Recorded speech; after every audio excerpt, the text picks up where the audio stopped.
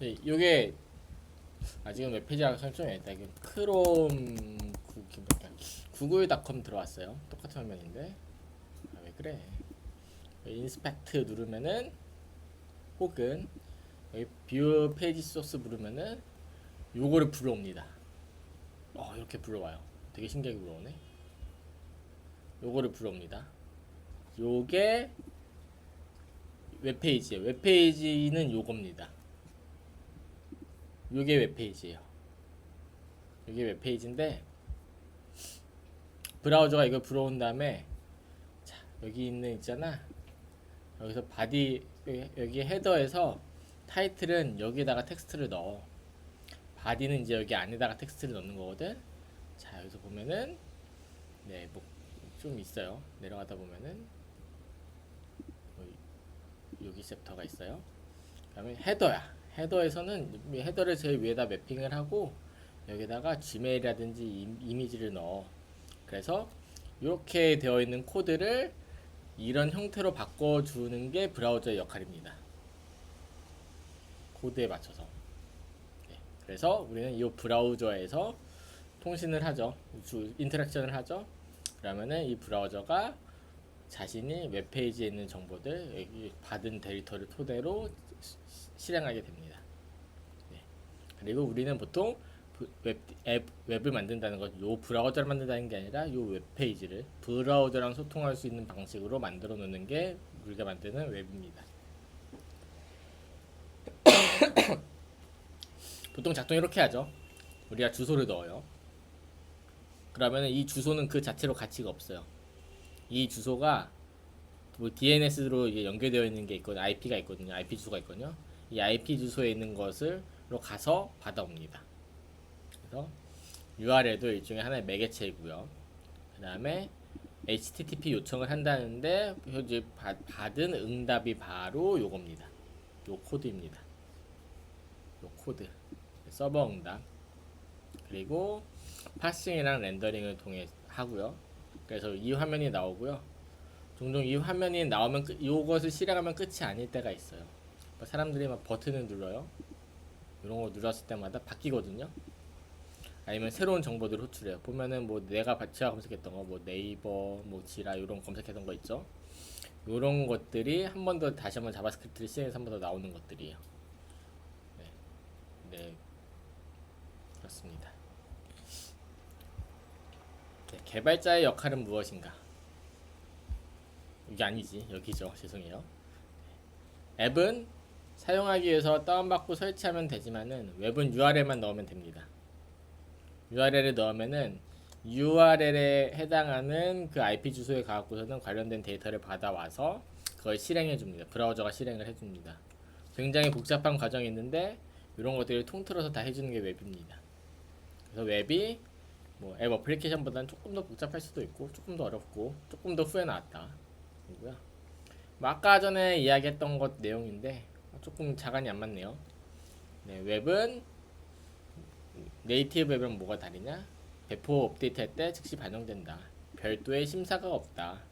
네이티브 웹은 필요하다. 개발 유지비. 웹은 하나의 브라우저만 읽을 수 있는 코드만 있으면 되고요. 네이티브 앱은 안드로이드랑 iOS 두 개 이상 만들어야 돼요. 물론 웹도 이슈가 있습니다. 뭐냐면은 크롬이랑 사파리랑 뭐 오페라 뭐 다양한 브라우저들이 있어요. 브라우저들마다 통하는 코드들이 조금씩 달라요. 되는 기능들이 있고 안 되는 기능들이 있어요. 가장 큰 이슈가 됐던 게 우리가 예전에 많이 쓰던 마이크로소프트 익스플로러. 네. 사실 미국에서는 되게 오래전에 폐기됐는데 우리나라 사람들은 그 액티브엑스를 되게 오랫동안 써왔죠. 그래서 제가 알기로는 한 2020년, 19년, 20년 그때 정도 돼갖고서 이제 우리나라에서도 이제 안 쓰게 됐는데 가령 예를 들면 이렇게 인터넷 익스플로러는 되게 옛날 거여갖고 되게 지원하지 않는 것들이 많이 있었어요.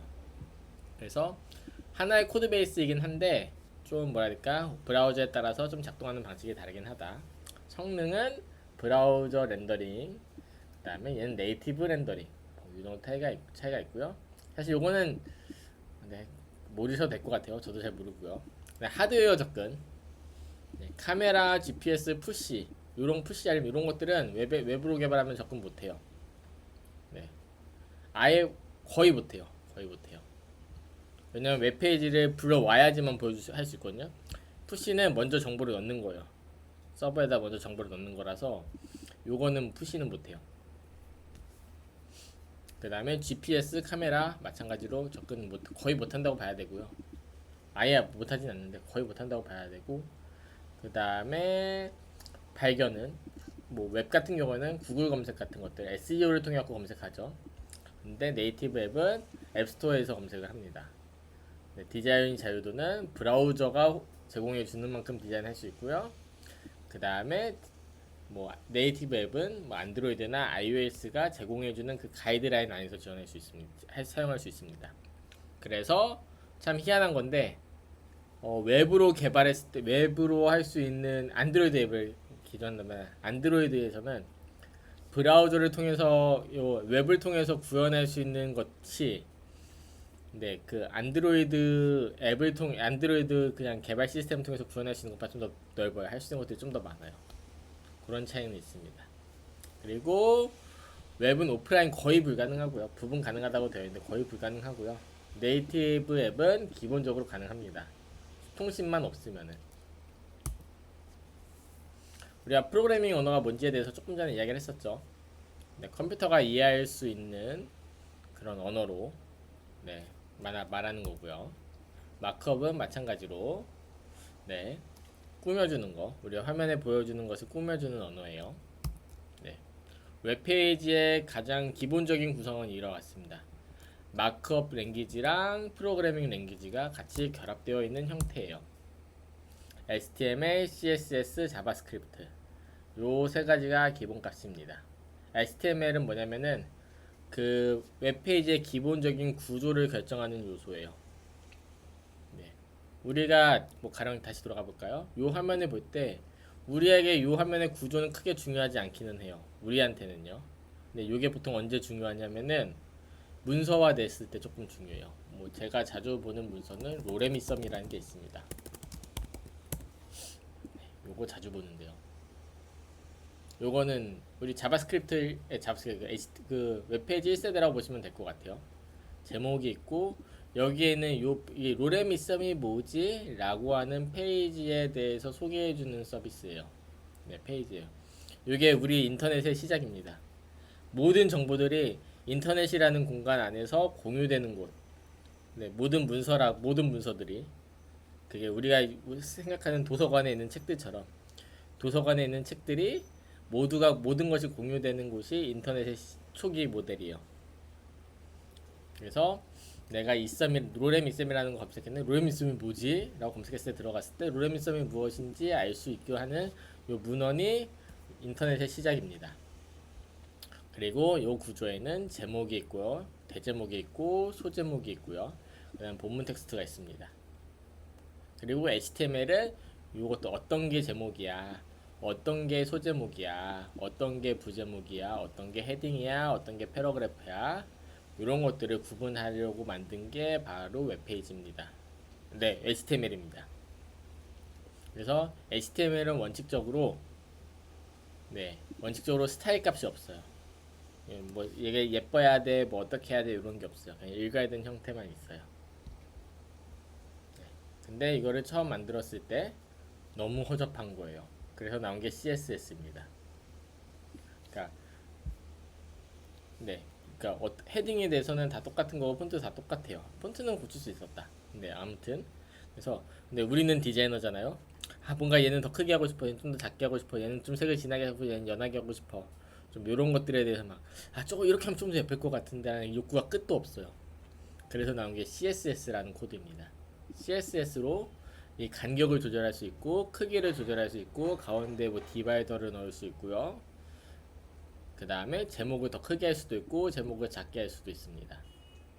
네, 같은 본문 텍스트인데 어떤 거는 크게 어떤 거는 작게 뭐 이렇게 할 수 있습니다. 그리고 그게 CSS입니다. 근데 지금은 그게 끝이 아니죠. 우리가 이 버튼을 눌렀을 때 다른 걸 또 하고 싶어. 이런 욕구도 생겨요. 그게 바로 자바스크립트예요. 네. 그래서 단순히 페이지를 보여주는 것 이상으로 뭔가의 작업을 더 하고 싶은 거, 그게 인터랙션이죠. 사용자가 어떤 반응을 보였을 때 HTML이랑 CSS는 처음에 로드됐던 정보를 보여주는 것만 할 수 있어요. 처음에 내가 이걸 불러왔을 때 이 소스 코드 아까 보였죠? 이 소스 코드를 받아요. 소스 코드를 받은 다음에 보여주는 건 할 수 있어요. 근데 이거 눌렀을 때나 이 정보가 나왔으면 좋겠어. 뭐 아니면은 마이크 눌렀으면은 마이크도 하고 막 카메라도 접근할 수 있으면 좋겠고 뭐 사진 검색도 할 수 있으면 좋겠고 뭐 공유도 하고 싶어. 이런 기능들. 네. 뭔가 점점점 욕구 많이 생겨. 그다음에 이렇게 이미지가 이렇게 움직였으면 좋겠어. 사용자가 눌렀을 때 사용자 마우스를 가까이 대면은 이렇게 막 뭐 임팩트도 좀 생기고 클릭했을 때 포커스도 되고 뭐 이런 것도 막 하고 싶어. 네. 이런 개념들이 자바스크립트, CSS에도 있긴 하지만 CSS랑 자바스크립트 네, 인터랙션을 위해서 나온 개념이 자바스크립트입니다. 그래서 순서는 HTML이 먼저 생겼고요. 그 다음에 CSS가 생겼고요. 자바스크립트 생겼어요. 좀 돌아가서 노션을 잠깐 볼게요.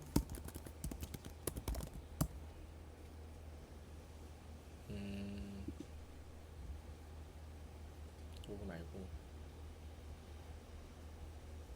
파일을 딴 거나 띄웠으면 좋겠는데 잠시만요. 이것도 만들자. 파일을 하나 만들어요. 제목이 있고 이렇게 있어요. 여기서 뭐 헤딩 정도는 쓸 수 있죠. 헤딩 2. 그 다음에 뭐 뭐라고 쳐요. 근데 노션에서는 수정할 수 있는 범위가 너무 한정적이에요. 텍스트 컬러 바꾸고 뭐 거의 없죠. 이제 헤딩 사이즈를 더 키우거나 줄이거나 이거 못해요. 헤딩 사이즈 지정해놓은 헤딩 사이즈 내에서만 작업을 해요. 요 개념이 HTML이랑 비슷해요. 똑같진 않은데. 그래서 HTML은 그런 용도다. 스타일은 여기에다가 막 더 다양한 디자인적인 차이를 부여하고 싶었던 거. 요게 바로 CSS다. 자바스크립트는 뭐 전혀 상관없는 이야기고요. 그래서 처음에 나왔던 뭐 인터넷이 처음 나왔을 때는 요런 느낌이었어요. 페이지가 다 요랬어요. 요거 컬러는 넣을 수 있는데요. 요거 제목 사이즈 더 키우거나 줄이거나 이거 못했어요. 얘 더 키우거나 줄이거나 못했어요. 다 요거예요. 근데 보면서 뭐가 제목이구나, 뭐가 본문이구나, 뭐가 하이퍼링크구나 이런 건 알 수 있죠. 이게 HTML이에요. 근데 요거로는 우리가 만족할 수 없죠. 우리 홈페이지가 이렇게 되는 건 우리가 생각하는 이상적인 결과물이 아니잖아요. 네, CSS가 들어가면서 이게 가능해지는 겁니다. 그리고 자바스크립트가 들어가면서 이런 게 가능해져요. 네. 한 가지 더 차이에 대해서 이야기를 할게요. 웹사이트랑 웹앱 사실 크게 구분 없습니다. 요즘 그냥 랜딩 페이지랑 앱 정도 구분인 것 같아요. 네. 그리고 웹 1.0, 2.0, 3.0 여기 있습니다. 우리가 처음에 했을 때 웹사이트는 요거예요. 요게 존재하는 이유는 뭐였냐? 그냥 상대방이 누구인지 관계없이 세상에 있는 정보를 모두 다 볼 수 있으면 돼. 네. 세상에 있는 모든 정보를 공유할 수 있는 하나의 공간. 요게 인터넷입니다. 네. 이 페이지에서 중요한 거는 상대방이 요 정보를 잘 읽을 수 있느냐만 중요해요. 네. 우리가 어떤 버튼을 누르는지 우리가 누구인지를 식별하는 게 중요하지 않아요. 네. 뭐 채영님이 접근하시든 윤영님이 접근하시든 동우님이 접근하시든 똑같이 월드 와이드 웹이 무엇인지 이것만 보여주면 돼요. 이 페이지의 목적은 마찬가지로 애플 홈페이지예요. 누가 접근하든 이 문구만 전달해주면 돼요. 누구인지 필요 없어. 이게 우리가 흔히 말하는 웹사이트입니다. 누가 접근하든 똑같은 정보만 보여주면 되죠. 그래서 요런 거 같은 경우에는 요 문구의 워딩을 얼마나 매력적으로 만드느냐, 여기 안에 있는 정보들이 얼마나 사실적인 정보고 상대방을 이끌 수 있는 문구냐, 요것만 중요합니다. 요게 웹사이트고요, 랜딩 페이지고요. 그 다음에 요거는 서버랑 어떤 통신을 하는지가 중요하지 않습니다. 엣지 케이스도 별로 없어요. 그냥 화면 하나만 보여주면 돼요. 엣지 케이스는 오직 그것만 있겠죠. 브라우저에 따라서 잘 작동하느냐, 모든 브라우저에서 잘 작동하느냐, 뭐 크롬일 때 어때, 사파리일 때는 어때, 오페라일 때는 어때, 요 정도 차이만 있는 거죠. 네. 그리고 우리가 생각할 때 보통 웹 디자이너들이 이런 일들을 해왔지. 그래서 여기를 예쁘게 만드는 거. 네. 그게 바로 웹 디자이너의 역할이었죠. 근데 여기에 들어가니까 달라져요. 이 세계 오니까 달라져요. 네. 내가 누구인지에 따라 갖고 내가 주문한 내역이잖아요. 내가 주문한 내역이 내가 갖고 있는 물건의 가격이 내가 얼마에 샀는지에 대한 정보는 나만 관련이 있어요. 이 정보는 그러니까 권진석이 아닌 사람한테 보여주면 안 돼요. 상대방이 누구인지 식별하는 게 중요해요. 내가 사용하고 있는 사용 지금 이 페이지를 보고 있는 사람이 권진석이라는 사용자인지 이채영이라는 사용자인지 조윤영이라는 사용자인지 아니면 이동훈이라는 사용자인지 누구인지 중요해요. 그리고 그 사람이 맞는 사람 본인에게만 줘야 돼요. 정보를 이 정보를 보여줘야 돼요. 그게 웹앱입니다. 다른 말로 웹 2.0. 이게 어떻게 가능했냐? 자바스크립트가 나오면서 이 정보를 저장하고 사용자에게 특정한 정보를 부여하고 이 정보를 통해서 서버를 호출한 다음에 받아오고 이러면서부터 가능해졌고 중요해진 게 웹 2.0입니다. 이게 모바일에서도 가능해지니까 네, 스마트폰이 된 거죠. 네. 그리고 3.0은 블록체인.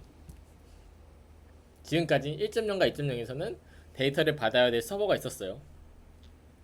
우리가 이 정보를 보여주기 위해서 서버가 필요했어요. 어디 한 곳에서 이 정보를 받아서 보여줬어요. 근데 이젠 서버도 필요 없어. 어디든지 있으니까. 그게 3.0이에요. 그래서 2.0에서는 서버가 다운되네. 이 정보를 주는 서버가 다운되네. 그럼 서비스 이용할 수 없어요. 3.0에서는 가능하죠. 서버가 없으니까. 그래서 요거는 적합한 말인지 모르겠는데 네. 예전에 조금 전이에요. 지금은 요 구분이 사실 좀 무의미해 갖고요. 요것도 마찬가지로 요거는 근데 요거 다 이끌어 갖고선 개발에서는 그냥 1.0 세대라고 하기도 하는데요. 네. 일단 옛날에는 피그마에서 아니면은 뭐 스케치에서 더 가면 뭐 포토샵에서 디자인을 해요.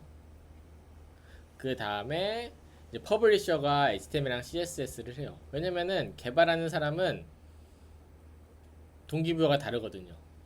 이 사람은 서버랑 통신한 다음에 사람이 누구인지 구분하고 이 사람에게 적합한 정보들을 제공하는 거. 여기서 복잡한 것들. 요 데이터들을 어떻게 갖고 와서 보여줄래? 요 데이터를 어떻게 갖고 와서 보여줄래? 이 데이터를 보기 위해서 내가 어떤 생각을 하고 컴퓨터가 어떤 로직을 해야 되지? 어떤 연산을 해야 되지? 요게 중요한 사람이에요. 근데 그런 사람한테 여기 레디우스 값이 얼마여야 되지? 여기 간격은 얼만큼 돼야 되지? 디자인했을 때 요거였는데 잘 못해요. 그래서 그 중간 단계로 디자이너가 한 결과물들을 잘 해석해서 HTML, CSS 용어로 만들어내는 게 퍼블리셔의 역할이었고요. 그 다음에 요거를 작동하도록 하는 게 우리가 흔히 말하는 개발자의 역할이었습니다. 네. 그리고 시대가 변하면서 리액트라는 뷰라는 친구들이 생겼어요. 이런 친구들이 나오면서 개발과 퍼블리싱이 하나로 합쳐져요. 무슨 개념으로? 컴포넌트로. 지금까지는 이런 거 보면서 한 땀 한 땀 다 그렸는데 한 땀 한 땀 다 만들었는데 그냥 템플릿화 시키는 거예요. 모든 것들이 다 템플릿화 시키니까 작업할 때마다 이런 애들 간격 조절 안 해도 돼요. 확인 안 해도 돼요. 늘 해왔던 대로 그냥 하면 돼. 그래서 합쳐집니다. 그래서 퍼블리셔라는 직업은 점점 사라지고 있어요. 우리나라에만 있어요, 사실은. 네, 그렇습니다. 네, 뭐 또 다른 이유가 있습니다. 다른 이유 중에 하나는 리액트랑 뷰가 나왔던 다른 이유 중에 하나는 우리가 개발은 프로그래밍 언어라고 했잖아요. 네, 프로그래밍 언어라고 했잖아요. 프론트엔드, 백엔드는 여기에서만 언어를 돌리면 돼요. 여기 요 기준에 맞춰서만 작업하면 되는데, 네. 근데 프론트엔드 개발자는 마크업도 해야 되는 거예요. 요것도 알아야 되고 이게 너무 하기 싫어요. 그 다음에 프로그래밍 언어가 막 진짜 이게 프로그래밍 언어인지도 모를 언어로 쓰고 있어. 그래서 너무 이제 자존심이 상한 거예요. 나도 개발자인데 자존심이 너무 상해. 그래갖고 요거를 이 모든 것을 감당할 수 있는 프로그래밍 언어를 만들려고 했던 거고, 그게 리액트나 뷰이기도 해요. 네, 그렇습니다.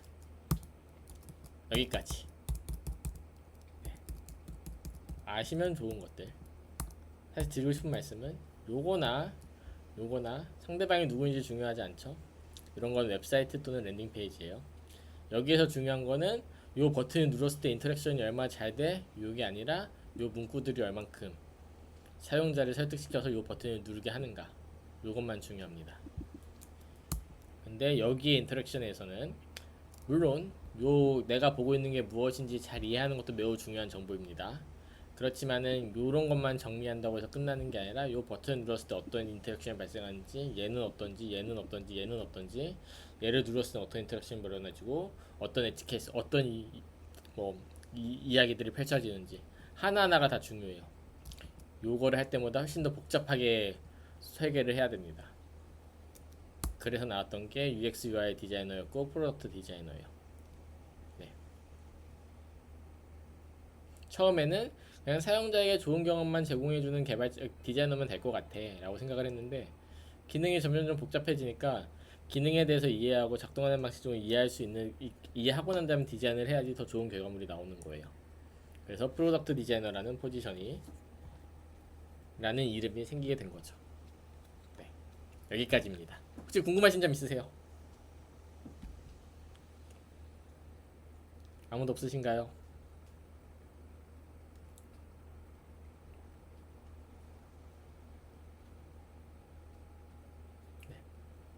있으시면은 궁금하신 점 있으시면 편하게 말씀해 주시고요. 네,